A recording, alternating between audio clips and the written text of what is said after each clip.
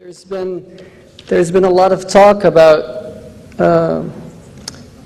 quality, about the need to go back to processes as well as investments, and as a result, the end goal seems to be the same. And in this last session, there has been quite a bit of talk also beyond IT about the end goal, about the objective from having the IT.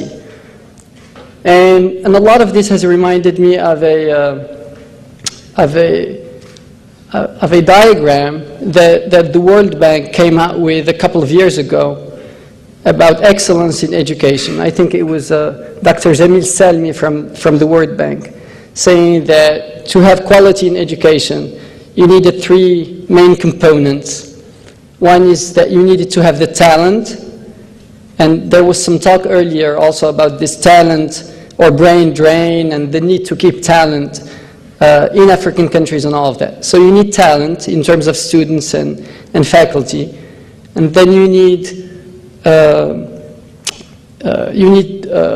resources in terms of the infrastructure and the investment, and a lot of this session will be about that. And then you need governance, a way of making all of this happen. And there has been a lot of talk about governance in terms of processes earlier. Now, in order to have that quality, of course, we need to move beyond the resources. A lot of what the resources have been used for in African countries, and we learned this morning that African countries have put in a lot of money, have been willing and have actually put in the money in education. But beyond the investment in infrastructure, it takes all of these other things in order to have quality.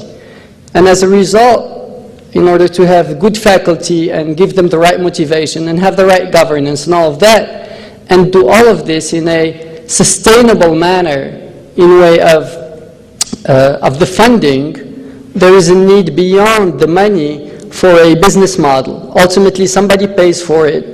Whether it's the taxpayer or whether it's private universities, and we heard from the minister from Kenya earlier today, and there is a movement for private universities also.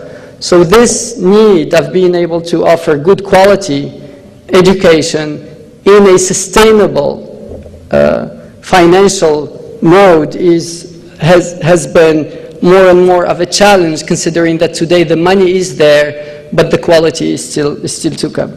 So we have here 5 experts with talks that cover the whole spectrum of this question, starting with Dr. Jean-Pierre Ezin.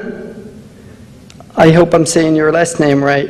With pretty much of an existential question, a precondition to all of this, and his address is to answer the question: does Africa really desire its human resource development?